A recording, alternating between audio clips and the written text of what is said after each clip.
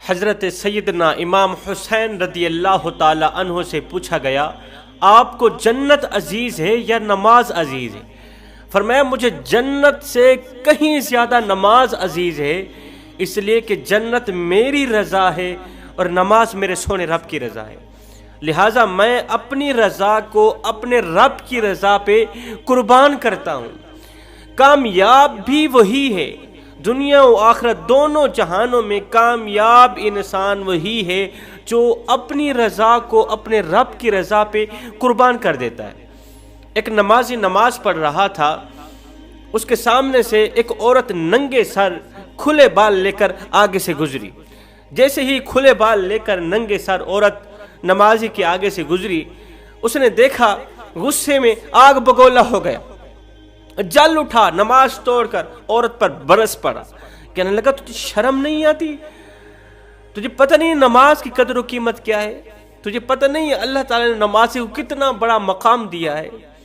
میں اتنے بڑے مقام و مرتبے کا مالک، میں تہجد گزار، میں عبادت گزار، میں 5 وقت کا نمازی، نماز میں مصروف تھا، اور تجھے ذرا بھی شرم نہ آئی کہ ننگے سر میرے آگے سے گزر گئی، ننگے سر میرے آگے سے گزر گئی۔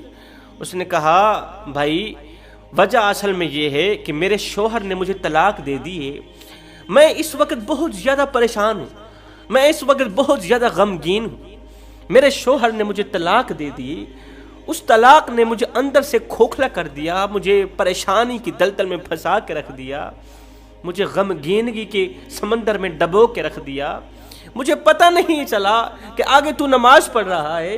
دراصل میں شوہر سے بہت زیادہ محبت کرتی تھی، میں شوہر کی محبت میں اس قدر گرفتار تھی، اس قدر مبتلا تھی کہ شوہر کی محبت نے میری آنکھوں کی اس قدر بند کیا ہوا تھا کہ مجھے پتہ نہیں چل رہا تھا میرے دائیں کون جا رہا ہے، میرے بائیں کون چل رہا ہے۔ لیکن مجھے حیرانگی اس بات پر ہے کہ شوہر کی محبت نے مجھے اس قدر گرفتار کیا کہ میری آنکھیں بند کر کے رکھ دیں۔ میں نے شوہر سے اس قدر محبت کی، شوہر کی محبت نے مجھے اس قدر گرفتار کیا کہ شوہر کے علاوہ کسی پر میری نظر نہیں جاتی۔ اور تم اللہ کی محبت میں کیسے گرفتار ہو؟ کھڑے نماز میں ہو، دیکھ میرا چہرہ رہے ہو، کھڑے نماز میں ہو، دیکھ مجھے رہے ہو، میرے بالوں کو دیکھ رہے ہو، شرم مجھے نہیں، شرم تو تجھے آنی چاہیے۔ یہ کیسی محبت ہے، یہ کیسا جنون ہے، یہ کیسا عشق ہے؟ یہ سن کر وہ عورت چیخو پکار کر کے رونے لگی، رو کر اس نے دونوں ہاتھ اٹھائے، عرض کی ہائے میں ماری گئی، اللہ میں لوٹی گئی، جس طرح میں نے شوہر سے محبت کی اس کا اجر یہ ملا کہ اس نے تنہا اکیلا چھوڑ دیا۔ کاش کہ یہی محبت میں تیرے جیسے 70 ماؤں سے بڑھ کر محبت کرنے والے رب سے کر دیتی، میرے رب مجھے دنیا میں بھی اکیلا نہ چھوڑتا، مجھے آخرت میں بھی اکیلا نہ چھوڑتا۔ آج شوہر کی محبت نے جس قدر مجھے اندھا کیا کہ میں دائیں بائیں میں چلنے والوں کو دیکھ نہیں پا رہی، کاش کہ یہی عشق میں اپنے رب سے کر لیتی، آج میرا رب مجھے تنہا اکیلا نہ چھوڑتا۔ عورت کہنے لگی اے نمازی، نماز میں بھی خالص ہو جا، محبت میں بھی خالص بن جا، معرفت الہی میں بھی خالص بن جا، عشق الہی میں بھی خالص بن جا، خشیت الہی میں بھی خالص بن جا۔ جب تم پیار میں، محبت میں، عشق میں، معرفت الہی میں، خشیت الہی میں خالص بن گئے تو پھر وہ لمحہ آنے والا ہے، دور نہیں ہے جب اللہ فرمائے گا فَاذْكُرُونِي أَذْكُرُكُمْ، اب تم میرا ذکر زمین پہ بیٹھ کے کرو، میں تمہارا ذکر عرش بری پہ بیٹھ کے کروں گا۔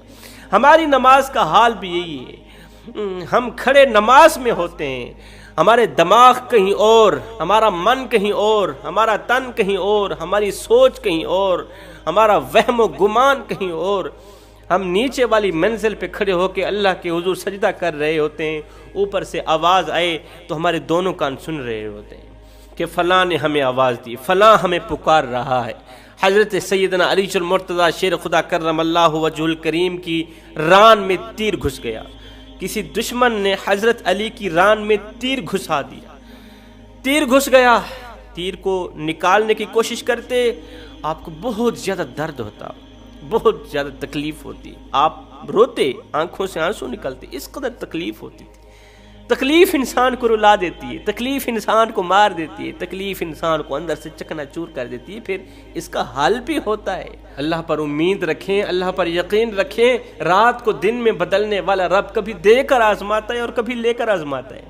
ہو سکتا ہے اللہ نے تمہیں مصیبتوں میں ڈالا ہو، تکلیفوں میں ڈالا ہو، تمہیں آزما رہا ہو، تمہیں آزمائش میں ڈال کر آزما رہا ہو۔ اللہ دیکھ رہا ہو کہ میرا بندہ میری اس آزمائش پر کتنا صبر کرتا ہے، کہیں ناشکری تو نہیں کرتا۔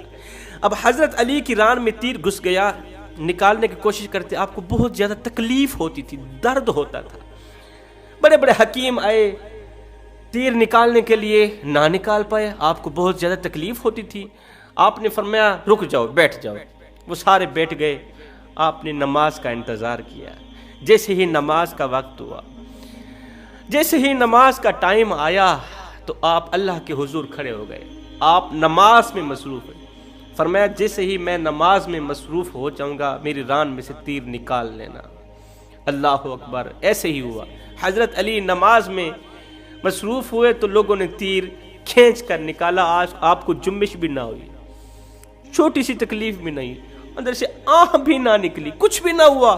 آپ نماز میں مشغول کھڑے، اللہ کی حضور مشغول کھڑے، مصروف ہیں آپ۔ حضرت علی فرماتے ہیں جب میرا جی چاہتا ہے کہ میں رب سے بات کروں تو میں نماز پڑھنے لگ جاتا ہوں، اور جب میرا جی چاہتا ہے کہ میرا رب مجھ سے کلام کرے تو میں قرآن اٹھاتا ہوں، پڑھنے لگ جاتا ہوں۔ نماز سے فارغ ہونے کے بعد حضرت علی نے فرمایا تیر نکالا ہے یا نہیں نکالا؟ لوگوں نے کہا حضرت تیر تو نکال لیا ہے، آپ کو تکلیف نہیں ہوئی، آپ کو درد نہیں ہوا؟ حضرت علی فرماتے ہیں نماز کی حالت میں یہ تیر کیا ہے، اگر گردن بھی کاٹ لی جائے تو درد نہیں ہوگا ہمیں۔